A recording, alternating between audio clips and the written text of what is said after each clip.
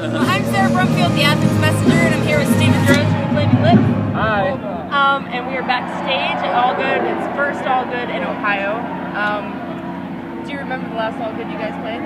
Well, if I remember correctly, we did one in 2005. Was it the first Yep. year? Yep. That's the first one you guys were there. Okay, and it was chaos. And we had a good time.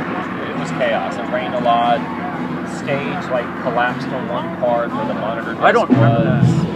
And no one got hurt, but it was chaos, and there was a shortage of booze and food. And by 2 o'clock in the morning, it just felt kind of like Apocalypse Now or something. Yeah, the setup seems better. Yeah, it just seems more organized. It's easier to get to things. Like the year we played, 2005, I don't think we really had a dressing room or anything. And sometimes that doesn't bother me, but when it's raining and you gotta, be honest, you gotta fucking, use the bathroom or something, that shit fucking wears you out, So yeah, this just seems a lot better, a lot more put together. And it's got a massage, and it's pretty mellow. So yeah, it's all good. Yeah. That's what I say. So, So what about this Guinness record you guys just broke? Yeah. I didn't even know anything about it till like the week before. Whose idea was that? Well, it was Wayne's idea. I don't know. I imagine if VH1 approached, they probably had a list of bands they thought, now who would do something like this? Right.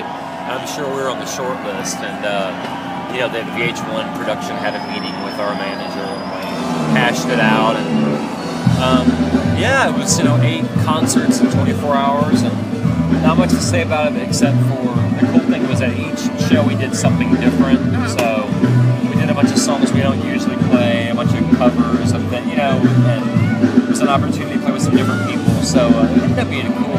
Yeah. It didn't really start to get awful until about 6 o'clock in the morning, and that's when you started to feel like, either you're going to take some drugs and stay up and plow through this thing, or you're going to try to find a way to get some sleep. And I ended up sleeping like 45 minutes here or there.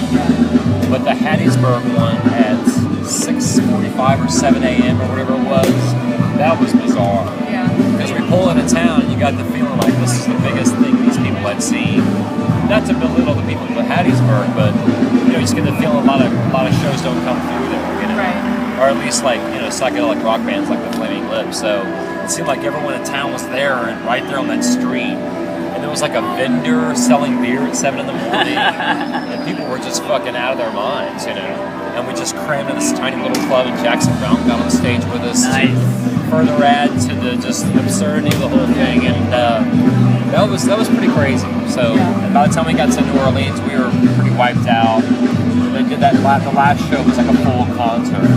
And then we were done. And I was pretty tired for like 2 days after that. So.